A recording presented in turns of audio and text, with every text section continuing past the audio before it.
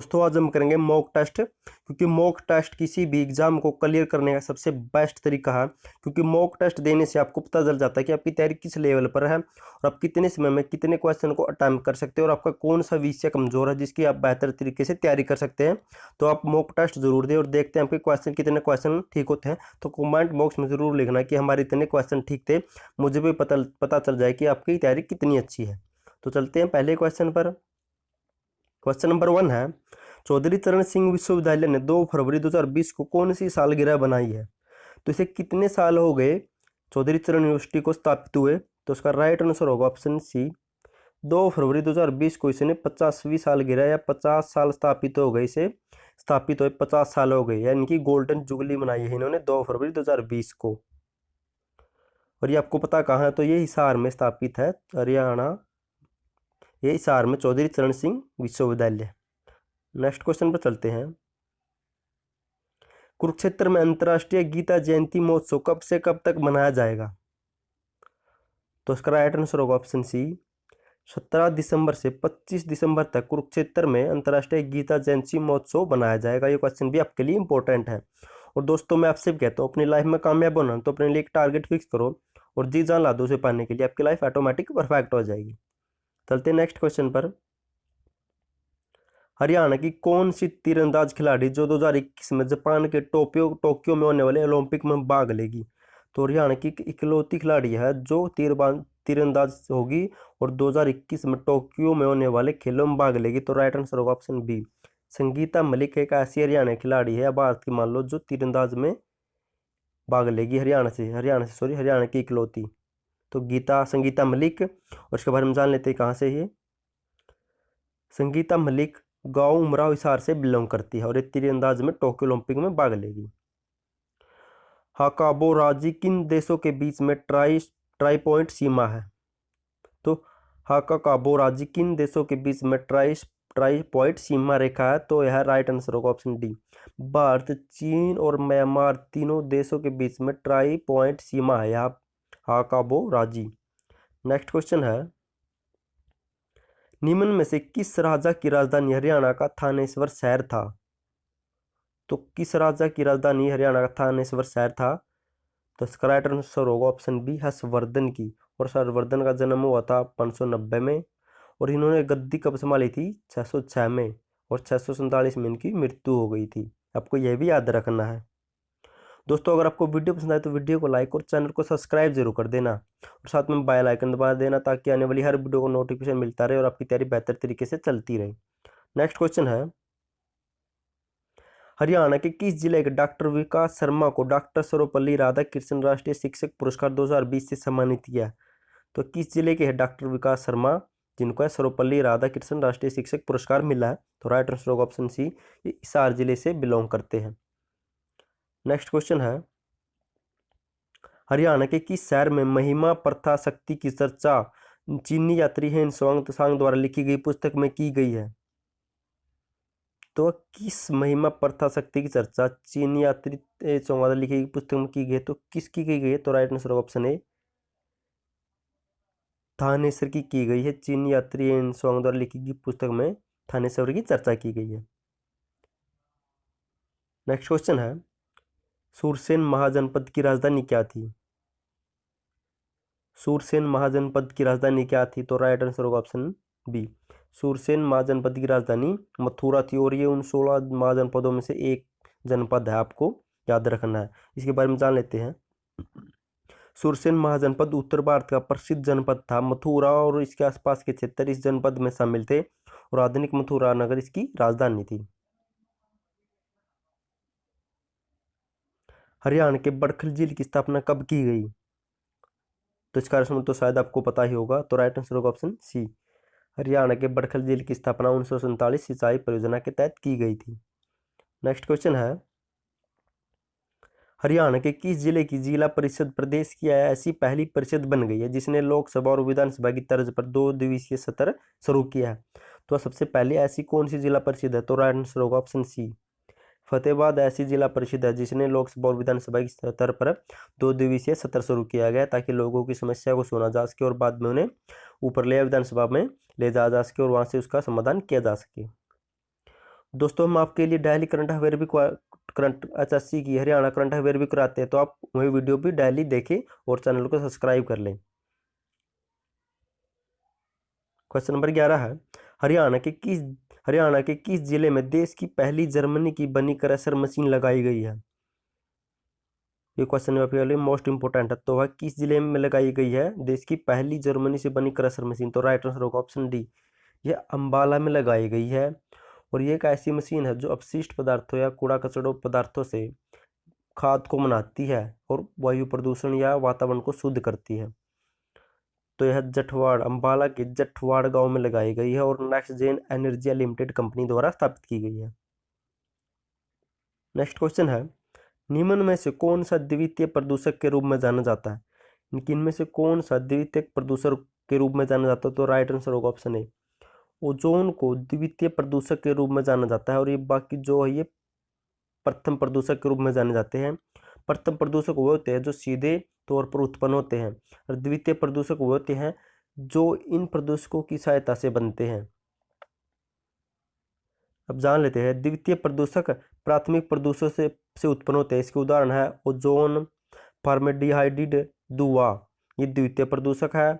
और ये जो कार्बन मोनोऑक्साइड होगी जो वाहनों से निकलती है, ये प्राथमिक प्रदूषक की श्रेणी में आते हैं, जैसे सल्फर डाइऑक्साइड।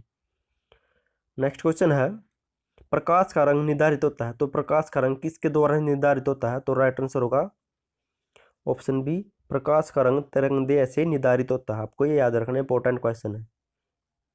नेक्स्ट क्वेश्चन है, ऊष्मा की इकाई क्या है? तो ऊष्मा को कैसे मापते हैं? तो राइट आंसर होगा ऑप्शन ए, ऊष्मा की इकाई थर्म होती है, इसे थर्म में मापा जाता है। नेक्स्ट क्वेश्चन है, जोजिला दर्रा किन दो जगहों को जोड़ता है? तो जोजिला दर्रा किन दो जगहों को जोड़ता है? तो दर्रा क्या होता है? जो पहाड़ों के बीच में प्राकृतिक रूप से बनाया हुआ रास्ता होता है, जो अपने आप बना होता है, उसे दर्रा कहते हैं। तो राइट आंसर होगा ऑप्शन सी, श्रीनगर और लेह को जोड़ता है जोजिला दर्रा। नेक्स्ट क्वेश्चन है, मुखौटा नृत्य किस राज्य का लोक नृत्य है? तो मुखौटा नृत्य किस राज्य का लोक नृत्य है? तो राइट आंसर होगा ऑप्शन बी, ये अरुणाचल प्रदेश का लोक नृत्य है मुखौटा नृत्य। नेक्स्ट क्वेश्चन है, आधुनिक आवर्त श्रेणी के पहले व दूसरे समूह को क्या कहा जाता है? तो राइट आंसर होगा ऑप्शन बी, एस ब्लॉक कहा जाता है पहले और दूसरे समूह को एस ब्लॉक। नेक्स्ट क्वेश्चन है, सुबह का सूरज इतना गर्म नहीं होता जितना दोपहर का होता है, ऐसा क्यों होता है? तो इसका राइट आंसर होगा ऑप्शन डी, सुबह के समय सूरज की किरणों को अंतरिक्ष में अधिक दूरी तय करनी पड़ती है, इसलिए सुबह का सूरज कम इतना गर्म नहीं होता जितना दोपहर का होता है। आपको ये भी याद रखना है, इंपॉर्टेंट क्वेश्चन आपके लिए। नेक्स्ट क्वेश्चन है, शून्य समूह में निम्न में से कौन सी एक सबसे भारी अक्रिय गैस है? तो शून्य समूह कह दो या जीरो समूह कह दो या निष्क्रिय या अक्रिय गैसों में सबसे भारी गैस कौन सी है? तो राइट आंसर होगा ऑप्शन बी, इनमें सबसे भारी गैस होती है रेडोन। और ये रेडोन गैस वैसे तो वातावरण में उत्पन्न नहीं होती, लेकिन ये तब आती है जब भूकंप आता है। ये वैसे वातावरण में उपस्थित नहीं होती। और वहाँ से पूछ लिया जाए कि वातावरण में सबसे भारी गैस कौन, तो जिनोन उसका राइट आंसर होगा। और अक्रिय गैसों में पूछा जाए तो रेडोन इसका आंसर होगा। क्वेश्चन नंबर 20 है, तारे मुख्यतः किसके बने होते हैं? तो तारे किससे बनते हैं? तो राइट आंसर होगा ऑप्शन डी, हाइड्रोजन और हीलियम से बने होते हैं तारे। आपको भी याद रखना है। और कई बार ये क्वेश्चन पूछा जाता है कि तारों का रंग अलग अलग क्यों होता है? तो ये ऐसा होता है क्योंकि उन पर तापमान अलग होता है, और तापमान अलग कम या ज़्यादा होने की वजह से उनका रंग भी अधिक होता है, प्रकाश भी कम ज़्यादा होता है। आपको ये भी याद रखना है। नेक्स्ट क्वेश्चन है, सविता पुनिया किस खेल से संबंधित है? तो Savita Punia option B, hockey से संबंधित है, ये हॉकी की खिलाड़ी है। नेक्स्ट क्वेश्चन है, राजीव गांधी स्टेडियम हरियाणा में कहाँ पर स्थित है? राजीव गांधी स्टेडियम हरियाणा में कहाँ पर स्थित है? तो राइट आंसर होगा ऑप्शन डी, रोहतक में राजीव गांधी स्टेडियम स्थित है। नेक्स्ट क्वेश्चन है, निम्नलिखित में से कौन सा एक यथार्थ फल नहीं है? ये साइंस का क्वेश्चन है, कौन सा एक यथार्थ फल नहीं है? तो सेब भी एक फल, खजूर भी और अंगूर भी, लेकिन बेर फल नहीं होता।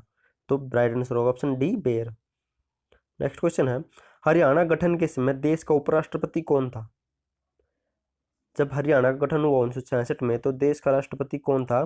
तो राइट आंसर होगा ऑप्शन ए जाकिर हुसैन उस समय भारत देश के उपराष्ट्रपति थे और डॉक्टर सर्वपल्ली राधाकृष्णन राष्ट्रपति थे उस टाइम।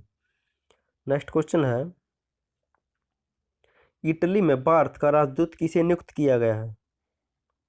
तो राइट आंसर होगा option B, doctor Neena Malhotra को इटली में भारत का राजदूत नियुक्त किया गया है। और ये नीना मल्होत्रा हरियाणा संस्कृति की भी ब्रांड एम्बेसडर है, आपको ये भी याद रखना है। और इटली का जिक्र हुआ तो इटली के बारे में जान लेते हैं। इटली यूरोप महाद्वीप में स्थित है और इटली की राजधानी है रोम और करेंसी है यूरो और प्रधानमंत्री है एजिप्टे काम्टे और राष्ट्रपति है सर्जियो मर्तेरेला, आपको यह भी याद रखना है। नेक्स्ट क्वेश्चन है, 2011 के जनगणना के अनुसार सिरसा जिले का न्यूनतम घनत्व कितना था? तो उसका घनत्व कितना था सिरसा का? तो राइट आंसर होगा ऑप्शन ए, 2011 की जनगणना के अनुसार हरियाणा के हिसार सिरसा जिले का घनत्व 303 था और सबसे कम घनत्व सिरसा का, सबसे ज्यादा फरीदाबाद का, आपको यह भी याद रखना है। दोस्तों अगर आपको वीडियो पसंद है तो वीडियो को लाइक जरूर कर दे और चैनल को सब्सक्राइब भी कर दे। तो दोस्तों उसके तो अपने दोस्तों के साथ शेयर भी कर दे ताकि उन्हें भी कुछ जानकारी मिल सके। तो क्वेश्चन नंबर 27 है, निम्न में से भारत के किस राज्य में पीपापाव शिपयार्ड स्थित है? तो राइट आंसर होगा ऑप्शन बी, पीपापाव शिपयार्ड गुजरात में स्थित है और ये गांव है जहां पर बंदरगाह या शिपयार्ड बना है। तो शिपयार्ड को ही बंदरगाह कहते हैं और पीपापाव एक बंदरगाह, आपको ये भी याद रखना है। नेक्स्ट क्वेश्चन है, सिरसा जिले की बेटी बचाओ बेटी पढ़ाओ की ब्रांड एम्बेसडर कौन है? तो राइट आंसर होगा ऑप्शन सी, सविता पुनिया सिरसा जिले की बेटी बचाओ बेटी पढ़ाओ की ब्रांड एम्बेसडर बनाई गई है। और ये सविता पुनिया का पहले भी जिक्र हुआ था। तो इनका जन्म 11 जुलाई 1990 को सिरसा में हुआ था और 2018 में से अर्जुन अवार्ड में मिल चुका और ये हॉकी की खिलाड़ी है। नेक्स्ट क्वेश्चन है, एकलव्य पुरस्कार 2020 से किसे सम्मानित किया गया? तो राइट आंसर होगा ऑप्शन बी, ईशिका चौधरी को एकलव्य पुरस्कार 2020 से सम्मानित किया गया है। और इसके बारे में जान लेते कुछ इंपॉर्टेंट फैक्ट। एकलव्य पुरस्कार राष्ट्रीय और अंतर्राष्ट्रीय मंचों पर खेल में बेहतर प्रदर्शन करने वाले युवा खिलाड़ियों को प्रोत्साहित और प्रेरित करने के लिए दिया जाता है। एकलव्य पुरस्कार की स्थापना 1993 में की गई थी और ईशिका चौधरी भारतीय हॉकी टीम की खिलाड़ी, आपको याद रखना हॉकी की खिलाड़ी है ईशिका चौधरी। नेक्स्ट क्वेश्चन है, हरियाणा के किस स्थान पर स्वतंत्रता सेनानी लाला लाजपत राय के राजनीतिक के साथ साथ सामाजिक कार्य करने के लिए भी स्थान था? तो कहाँ पर कार्य करते थे सामाजिक और राजनीतिक? तो राइट आंसर होगा ऑप्शन डी, हिसार जिले में सामाजिक और राजनीतिक कार्य करते थे लाला लाजपत राय। नेक्स्ट क्वेश्चन है, अनुवांशिक उत्परिवर्तन की घटना किस में होती है? तो राइट आंसर ऑप्शन सी, गुणसूत्रों पर। गुणसूत्रों पर अनुवांशिक उत्परिवर्तन की घटना होती है। जैसे हमारी माता पिता से हमें भी जो भी मिलती है, यानी कि उपहार के रूप में या जो भी, जैसे हाइट ज़्यादा या कम, आँख कैसी है, नक्शा कैसा है, तो ये गुणसूत्रों के द्वारा ही निर्धारित किया जाता है। नेक्स्ट क्वेश्चन है, संघ लोक सेवा आयोग यूपीएससी के नए अध्यक्ष कौन है? तो किसे बनाया गया यूपीएससी के नए अध्यक्ष? तो राइट आंसर होगा ऑप्शन सी, प्रदीप कुमार जोशी को यूपीएससी का नया अध्यक्ष चुना गया। नेक्स्ट क्वेश्चन है, अमीबा में कुल कितने सेल होते हैं? तो कितनी कोशिका होती है अमीबा?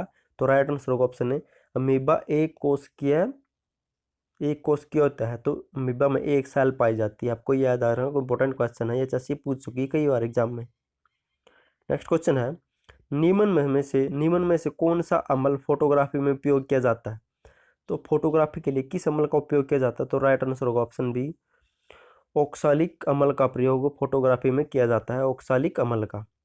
और ये एसिटिक अमल पाया जाता है सिरका में, आपको पता ही होगा, और फॉर्मिक अमल चींटी के डंक में पाया जाता है। नेक्स्ट क्वेश्चन है, भारत के नए चुनाव आयुक्त कौन नियुक्त किए गए हैं? तो राइट आंसर होगा ऑप्शन सी, राजीव कुमार को भारत के नए चुनाव आयुक्त नियुक्त किए गए हैं। इंपॉर्टेंट क्वेश्चन है आपके लिए। आकाश किस कारण चांद से काला प्रतीत होता है? यानी कि आकाश की तरफ देखते हैं तो वह चांद से काला ज्यादा प्रतीत होता है, ऐसा क्यों? तो राइट आंसर होगा ऑप्शन ए, क्योंकि वहां पर वायुमंडल की कमी होती है, इसलिए इस कारण आकाश ज़्यादा काला दिखाई देता है चंद्रमा से। नेक्स्ट क्वेश्चन है, जनसंख्या की दृष्टि से हरियाणा का देश में कितने प्रतिशत है? तो हरियाणा जनसंख्या की दृष्टि से देश का कितने प्रतिशत है? तो राइट आंसर होगा ऑप्शन सी। हरियाणा जनसंख्या की दृष्टि से 2.09% है। आपको याद रखना है, कहीं 2.9% कर दो, 2.09% इसका राइट आंसर है। नेक्स्ट क्वेश्चन है, निम्न अम्ल में से किस जलीय घोल को सिरका कहा जाता है? तो किसे सिरका कहा जाता है? तो राइट आंसर होगा ऑप्शन सी, एसिटिक, क्योंकि एसिटिक अम्ल सिरके में ही पाया जाता है, आपको याद रखना है। और एक ऑक्सालिक अम्ल का उपयोग जाता है फोटोग्राफी में, ऊपर आया है, आपको याद रखना है। नेक्स्ट क्वेश्चन है, हरियाणा विकास पार्टी के संस्थापक कौन थे? तो राइट आंसर होगा ऑप्शन बी, चौधरी बंसीलाल ने हरियाणा विकास पार्टी की स्थापना की थी। और हरियाणा विशाल पार्टी की स्थापना की थी राव वीरेंद्र सिंह ने। नेक्स्ट क्वेश्चन है, बिहार का शोक किस नदी को कहा जाता है? तो बिहार का शोक किस नदी को कहा जाता है? ऑप्शन ए, कोसी नदी को, क्योंकि बाढ़ आने के कारण आसपास के गांव में तबाही मचा देती है, इसीलिए इसे बिहार का शोक कहा जाता है। नेक्स्ट क्वेश्चन है, हरियाणा के गठबंधन के दौरान कौन सी लोकसभा थी? तो कौन सी लोकसभा का गठन हो चुका था? हरियाणा का गठन हुआ, हरियाणा का नया राज्य बनाया गया, तो तब कौन सी लोकसभा थी? तो राइट आंसर होगा ऑप्शन बी, तब तीसरी लोकसभा हुई थी जब हरियाणा को अलग राज्य बनाया गया था। आपको याद रखना, इंपॉर्टेंट क्वेश्चन है आपके लिए। भारत की सबसे चौड़ी नदी कौन सी है? तो राइट आंसर होगा ऑप्शन ए, ब्रह्मपुत्र। ब्रह्मपुत्र भारत की सबसे चौड़ी नदी है, और ये जो गंगा है ये भारत की सबसे लंबी नदी है, आपको ये याद रखना है।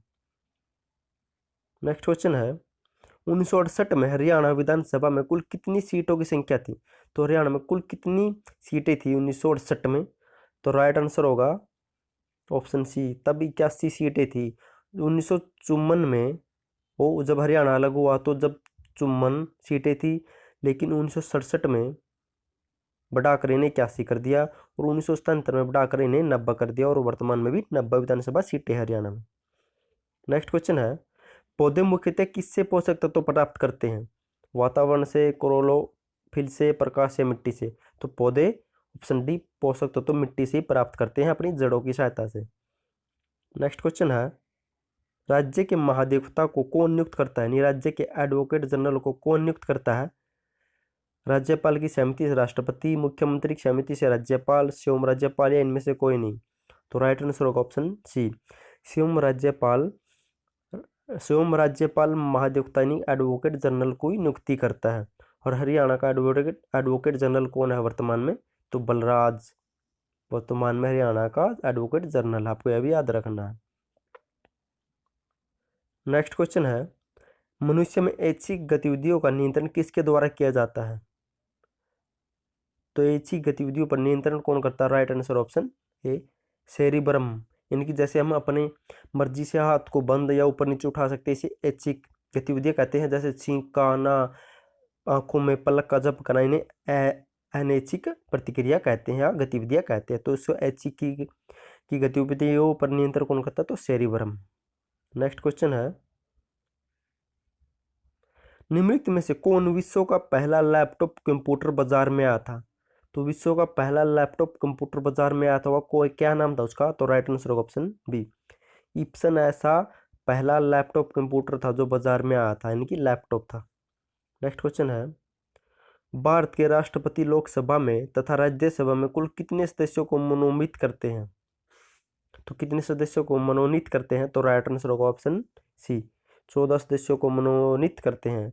अब 12 मत करना, इन्होंने पूछा कि राज्यसभा और लोकसभा में कुल मिलाकर कितने सदस्यों को नियुक्त किया जाता है?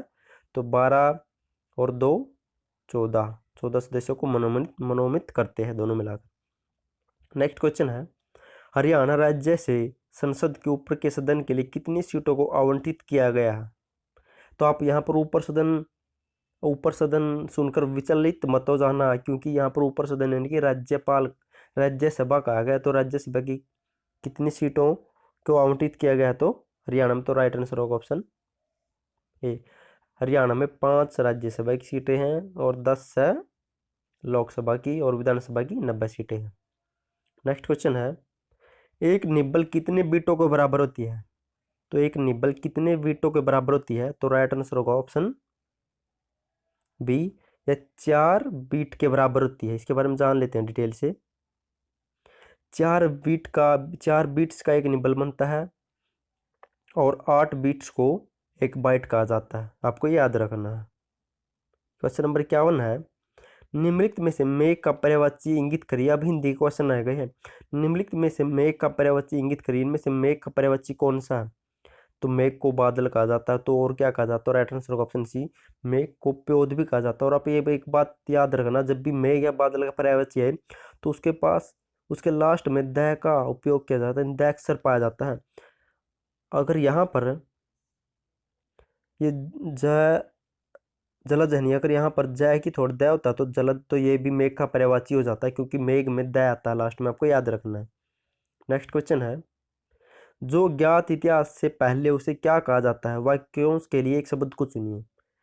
जो ज्ञात इतिहास से पहले हो तो उसे कहा जाता है बी, प्राग ऐतिहासिक कहा जाता है उसे। यानी कि जो हमें वर्तमान में इतिहास का पता है लेकिन उससे पहले का भी इतिहास ज्ञात हो तो उसे क्या कहता है? तो प्रागित इतिहास कहा जाता है। तो राइट आंसर ऑप्शन बी। दोस्तों हम आपके लिए ऐसे ही मॉक टेस्ट लाते रहेंगे, तो आप चैनल को सब्सक्राइब कर ले ताकि आपको नोटिफिकेशन मिलता रहे कि हमारे लिए एक नया मॉक टेस्ट आ गया।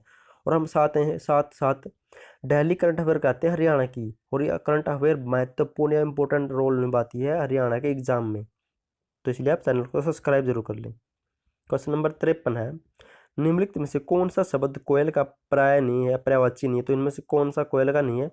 तो वनप्रिय भी कोयल को कहा जाता है, श्यामा भी कहा जाता है क्योंकि वो बड़ी काले रंग की होती है, और वसंत दूत भी कहा जाता है, लेकिन कारमुक नहीं कहा जाता। यह राइट आंसर, कारमुक दोनों उसका पर्यायवाची होता है।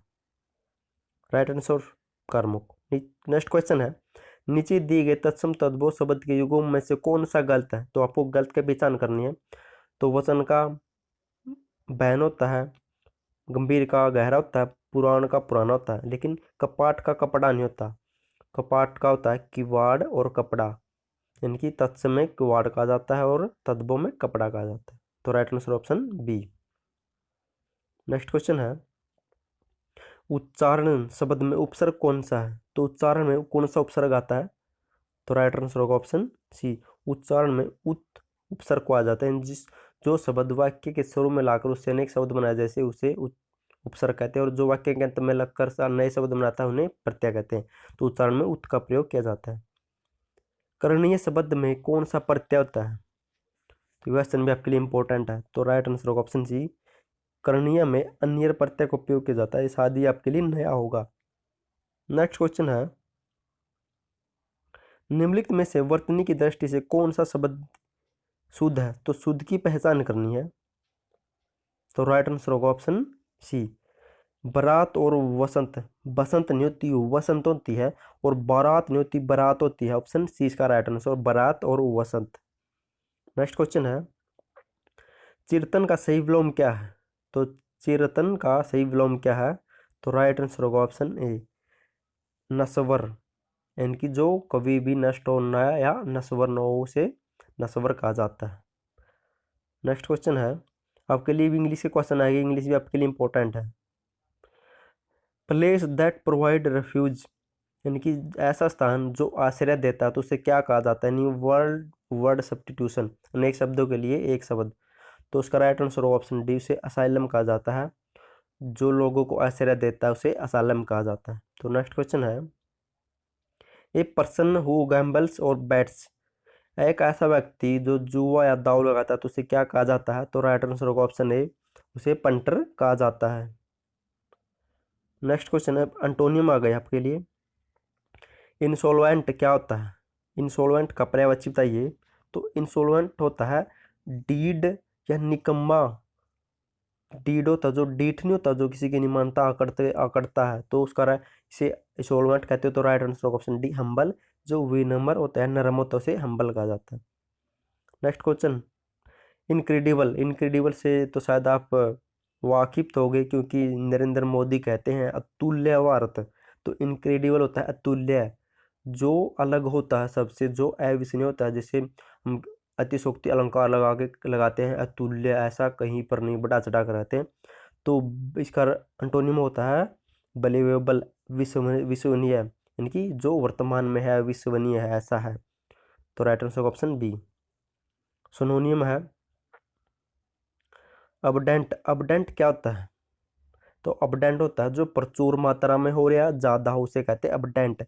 लेकिन सफिशिएंट तो होता है जो पर्याप्त होता है।